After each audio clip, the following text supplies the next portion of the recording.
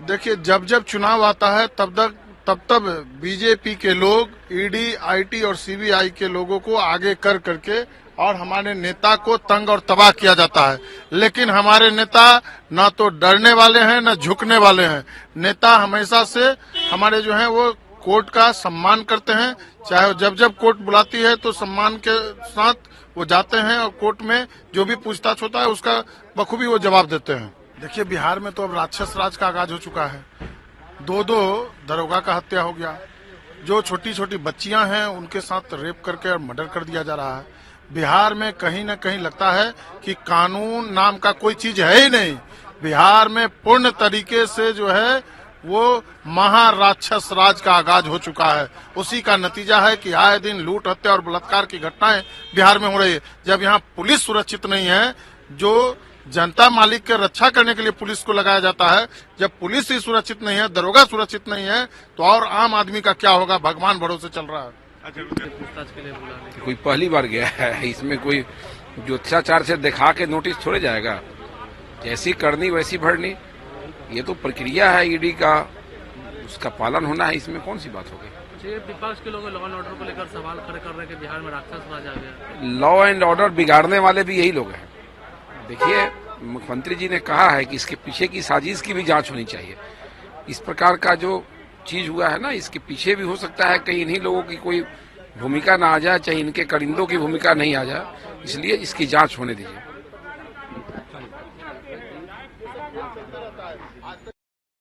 ये भाई बहन जी, ईडी है, आज वो लैंड फॉर जॉब मामले में राबड़ी देवी को आज बुलाया पूछताछ करने। देखिए, कई बार बेल हुआ, लेकिन बार बार आदरणीय लालू प्रसाद यादव और उनके परिवार को तबाह करने की, चूंकि 2025 में चुनाव होना है और इसी के देखते हुए परिवार को तबाह करने की साजिश रची जा रही है।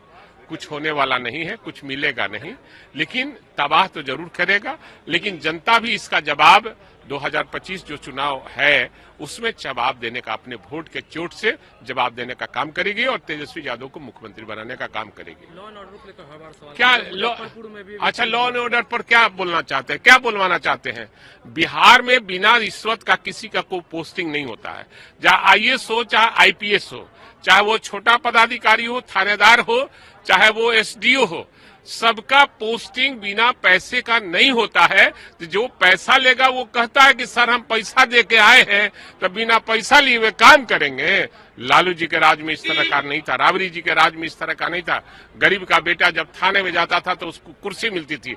आज विधायक भी थाने में जाता है या फोन करता है तो कहता है कि ठीक है देख लेंगे, कहा कि देख लीजिएगा ये सही है, ऐसा कर दीजिए, तो देख लेंगे।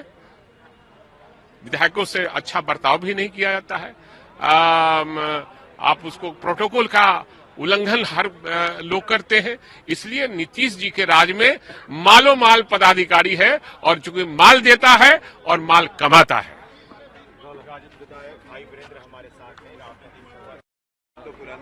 राम सूरत राय जी, ये ईडी है लैंड फॉर जॉब मामले में, वो राबड़ी देवी के पूछताछ के लिए बुलाया। ईडी अपनी संवैधानिक प्रक्रिया पूरा कर रही है। ईडी का जो काम है वो अपना पूरा कर रहा है और इसको राजनीतिक महकमे में ला करके अपने जनता को बरगलाने का काम कर रहे हैं लालू जी के परिवार। लालू जी के पर केस पहले से है और कांग्रेस ने इन पर बहुत सारा केस करवाया, इनके साथी ने करवाया। भाजपा कहीं से उसमें दूर दूर तक नहीं है। अब जो भी प्रक्रिया सबूत मिलता है, साक्ष्य मिलता है, उसके आधार पर कार्रवाई होती है तो कार्रवाई होगा। अगर निर्दोष होंगे तो जरूर बड़ी होंगे। चुनावी साल है इसलिए ऐसा हो रहा है। चुनावी कोई, मैं लालू जी के जीवन के बारे में कहना चाहूंगा, उनके परिवार के जीवन के बारे में कहना चाहूंगा कि उनके जीवन में शायद लगता है पहले ही चुनाव होने वाला। इसके पहले कभी चुनाव नहीं हुआ है, इसके पहले कभी सजा नहीं हुआ है, इसके पहले कभी जेल नहीं गए हैं क्या वो। हर बार की ये कहानी है। जनता संतुष्ट हो चुकी है, जो अपराधी है वो जेल जाएगा। देखिए, लॉ एंड ऑर्डर में आप देख लीजिए, पटना में तड़ाक तड़ाक तड़ाक तड़ाक दीने में, कंकड़बाग में धड़ाम धड़ाम धड़ाम धड़ाम दीने में, अभी जो है कल परसों की घटना देख लीजिए, फिर नौबतपुर में तड़ाम तड़ाम दीने में। तो ये तड़ाम तड़ाम इसलिए हो रहा है कि सरकार का इकबाल खत्म हो चुका है। ये सरकार कौन चला रहा है जो है ना, सरकार को भी पता नहीं है और अपराधी को भी पता है कि ये सरकार का इकबाल खत्म है, इसलिए वो अपना जो है आपराधिक घटना का प्रभाव दे रहे हैं। जब यहाँ पुलिस सुरक्षित नहीं है, जो जनता को सुरक्षा देने का गारंटी करती है पुलिस के जो है एसआई मारा जा रहा है, तो आप सोच सकते हैं कि सरकार की ये किस नीति से चल रही है। और सरकार खुद ये नहीं चल रही है। ये सरकार को जब कंट्रोल नहीं हो रहा है तो इस्तीफा दे देनी चाहिए और कहना चाहिए कि भाई हमको आज ही हम चुनाव करा लेंगे। कि देश और राज्य की जनता समझ चुकी है, जो सत्य बोलेगा उसके खिलाफ पुलिसिया कार्रवाई होगी, उसके खिलाफ सीबीआई और ईडी की कार्रवाई होगी। इसलिए बोली बंद नहीं होगा। हमारे नेता सामाजिक न्याय के योद्धा लालू प्रसाद के संतान या श्रीमती राबड़ी देवी जी हो, कोई भी आदमी इंसाफ बोलने वाले लोग हैं, इसके लिए गला कटाने के लिए लोग तैयार है। जेल कौन सी बड़ी बात? कानून व्यवस्था को लेकर क्या कहिएगा? अच्छा, तेजस्वी जी आंकड़े दिए हैं कि जो एनसीआरबी का आंकड़ा है भारत सरकार का, वो है कि बिहार संज्ञेय अपराध के मामले में दूसरे स्थान पर है उत्तर प्रदेश के बाद। मंत्री से जवाब मांगिएगा सदन पे। अरे लगातार हम लोग मांग रहे हैं। सर एक लास्ट ये ईडी है वो समन भेजी है सर राबड़ी देवी। अरे भैया, मेरे अब तो कहा, जो नफरतवाद के खिलाफ बोलेगा, जो संप्रदायवाद के खिलाफ बोलेगा, जो इंसानियत के पक्ष में बोलेगा, जो पाखंडवाद के खिलाफ बोलेगा, एकलव का अंगूठा काटा गया, जगदेव बाबू का कत्ल हो गया, तो हमारे लोगों के खिलाफ में जांच एजेंसी काम कर रही है। लालू परिवार को पड़ा है और आज राबड़ी देवी को ये तो ईडी है, सीबीआई है, इनकम टैक्स है, ये लोग तो केंद्र सरकार जो है विपक्ष पर वो तो कर ही रहा है। वही बीजेपी और एनडीए का जो है ये साजिश है। क्या लगता है कि चुनावी साल इसलिए ऐसा हो रहा है? वो तो होगा ही ना, विपक्ष पर तो होगा ही। बीजेपी का शुरू से देखिए, अगर लालू जी भी अगर बीजेपी से आज हाथ मिला लें तो सारा ईडी अगर सब खत्म हो जाएगा। आप देख लीजिए अजीत पवार का क्या स्थिति है। उन पर 70,000 करोड़ का मतलब आरोप था ईडी का केस भी चल रहा था, लेकिन उनके दल में जाते ही मतलब सारा सब समाप्त हो गया। तो इन लोग का लॉ एंड ऑर्डर को लेकर भी वो सवाल करे। लाइन ऑर्डर जो है बिहार में एकदम खराब हो गया है। और समझिए कि थाना जो है, थाना का बोली लग रहा है थाना प्रभारी को पोस्टिंग करने के लिए। और जो भी पदाधिकारी बिहार में जा रहे हैं जिला में, डीके टैक्स के द्वारा ही जा रहे हैं। तो जो डीके टैक्स के द्वारा जाएंगे वो तो जिला में जाकर के हर थाना का बोली तो लगाएंगे ना। हम लोग का है कि ओल्ड पेंशन स्कीम को लागू करने हेतु विधानसभा में कार्य स्थगन प्रस्ताव लाए हैं कि तमाम छोटी बड़ी चर्चाएं जो विधानसभा में होनी है उसको स्थगित किया जाए और इस बड़े मुद्दे पर विमर्श किया जाए, ताकि 2005 के बाद जो बिहार में बहाली हुआ है कर्मचारी का या पदाधिकारी का, किसी को भी पेंशन का लाभ नहीं मिल रहा है, जिसके कारण उनको आर्थिक संकट से जूझना पड़ रहा है। इसीलिए इस पर सदन में सरकार वक्तव्य दे और इस पर जवाब दे और सारे काम को स्थगित करे। इसी को लेकर हम लोगों ने कार्य स्थगन प्रस्ताव लाया है और बाहर में हमारे तमाम इंडिया गठबंधन के विधायक इस पर प्रदर्शन भी कर रहे हैं कि पुराना पेंशन लागू किया जाए। देखिए, भारतीय जनता पार्टी और एनडीए आदरणीय लालू प्रसाद जी से सीधा लड़ने की ताकत नहीं है, तो वो एजेंसियों का इस्तेमाल करती है। आप सब लोग जानते हैं कि जिस मामलों को लेकर के सम्मन किया गया है, इस मामले में सीबीआई ने ही बंद कर रखा था, जांच करके इसको क्लोज कर दिया था और 14 तक में ये सारे मामले कहीं से एडमिट लायक नहीं कहा गया।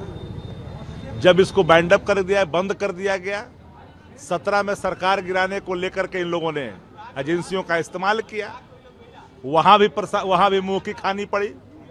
तो फिर जो 19 में देखा आपने, 19 में पूरी तौर पर चुनाव आया, वहां सक्रियता दिखी गई।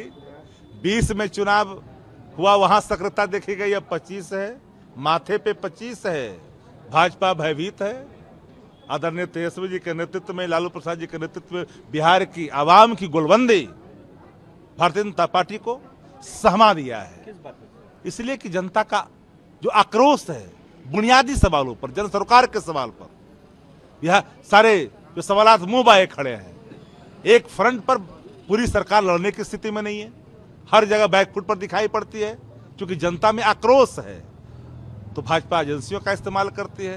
तो एक बात पूरी तौर पर बिहार के अवाम जान चुकी है कि देखिए, देश के अंदर में जब एजेंसी ऐसा लगे कि इसकी क्रियाकलाप विपक्ष के लिए बना हुआ है और बड़े बड़े भ्रष्टाचारी जिन पर कई गंभीर भ्रष्टाचार के आरोप लगने के बावजूद उनको अपने दल में समाहित कर करके उनको क्लीन चिट दे दिया जाता हो और मंत्रिमंडल में शामिल कर लिया जाता हो, तो ऐसे एजेंसियों की इंटीग्रिटी पर एक क्वेश्चन मार्क हो जाता है।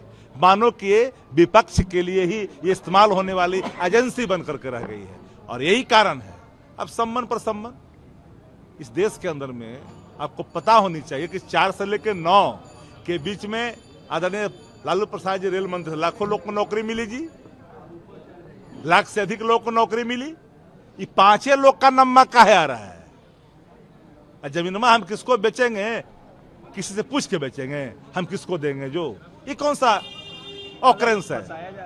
फंसाया नहीं, इसमें फंसना जैसी कोई बात नहीं है। आप बार बार उसको खाली आप लाते हो सामने, अल्लाह करके घुसक जाते हो भीतर। तो बार बार जब सामना होता है, हर बार आपको मुंह की खानी पड़ती है। कोई दुनिया का कानून इसको एस्टेब्लिश नहीं कर सकता है। एक बात याद रख लीजिए, आपके विरोधी कहते हैं चोरी की। ये कौन विरोधी? सृजन से बड़ा घोटाला क्या हुआ है इस देश के इतिहास में? एक सृजन, एक बहुत बड़ा घोटाला किसी राज्य के लिए आज तक नहीं, आजाद हिंदुस्तान के अंदर में किसी राज्य के अंदर में। और घृणित कांड जो मुजफ्फरपुर में बालिका गृह में हुआ, जहां रोंगटे खड़े हुए, ऐसा भी देश के अंदर में कहीं नहीं हुआ। एक और भाजपा शासित राज्य में व्यापम जैसा हुआ, वह भी रोंगटे खड़ा करने वाला था। क्या किसी के खिलाफ कोई कार्रवाई हुई? क्या एजेंसियों ने सक्रियता दिखाई? सवाल वो नहीं है। जब भी एनडीए, भाजपा ये सब जब भयभीत होती है जनता की गुलबंदी से, तो एक नया सा गुफा खोलती है। इन्वेस्टिगेशन, सम्मन, तारीख पे तारीख, तारीख पे तारीख, सम्मन पे सम्मन, और फिर टाइटा फिश। जब चुनाव आता है तो सम्मन, चुनाव खत्म हो गया टाइटा फिश। चुनाव में फर्क पड़ेगा इन सब चीजों को लेकर? चुनाव में तो इतना भारी फर्क पड़ेगा, जनता का आक्रोश का सामना नहीं कर पाएगी। जनता के आक्रोश के सैलाब में एनडीए डूबता हुआ, इस कदर बुचकता हुआ, डूबता हुआ दिखाई पड़ेगा, याद रखिएगा। लेकिन वो तो कह रहे हैं 200 प्लस लाएंगे, ये लोग जाएंगे जेल। 43 वाला बोल रहा है 200 प्लस ला देंगे, कहावत नहीं है। सवाल ये जान लेनी चाहिए ना, अपना सेहत ठीक नहीं, बिहार में माइंडलेस गवर्नमेंट चल रही है? इस पर सवाल न करना चाहिए। चरण वंदना कर रहा है, इस पर ना सवाल करना चाहिए। इससे ध्यान भटकाने के लिए कोई फर्क पड़ता है जी? 60,000 हत्याएं हुई है 20 साल के अंदर में। 60,000 हत्याएं बिहार के अंदर में हुआ। औसतन निकालिएगा ना तो 250 प्रतिदिन के हिसाब से जाएगा। उससे अधिक 25,000 बलात्कार और सामूहिक बलात्कार हुआ 20 साल में, नीतीश जी के शासनकाल में। इसको अगर औसतन निकालिएगा तो प्रतिदिन के हिसाब से 100 से अधिक हो जाएगा। पुलिस पीटा जा रहा है, पुलिस के अधिकारी मारे जा रहे हैं, कोई साख नहीं बची, कुछ बचा हुआ, इस पर ना बात करो। तो सम्मान क्या है? Land for job, land for job क्या है जी?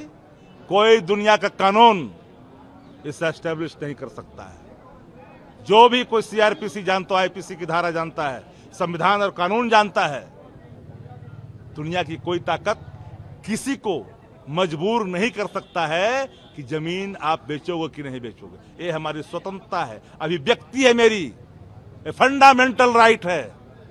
इस पर कौन प्रतिबंध लगा देगा? और तुम उसको जोड़ोगे, इससे जोड़ोगे, उससे जोड़ोगे। 5 ही आदमी, लाख लोग का नौकरी लगा, 5 को जोड़ रहे हो। हंसी के पात्र बनाकर रख दिया एजेंसियों को। वो लोग भी बेचारा परेशान रहता है, कहां पड़ गए हैं चक्कर में, हम लोग का साख मर रहा है। अगर आप ये वीडियो YouTube पर देख रहे हैं तो हमारे चैनल को सब्सक्राइब करें और बेल आइकन को दबाना ना भूलें। अगर आप Facebook पर ये वीडियो देख रहे हैं तो हमारे पेज को लाइक करें।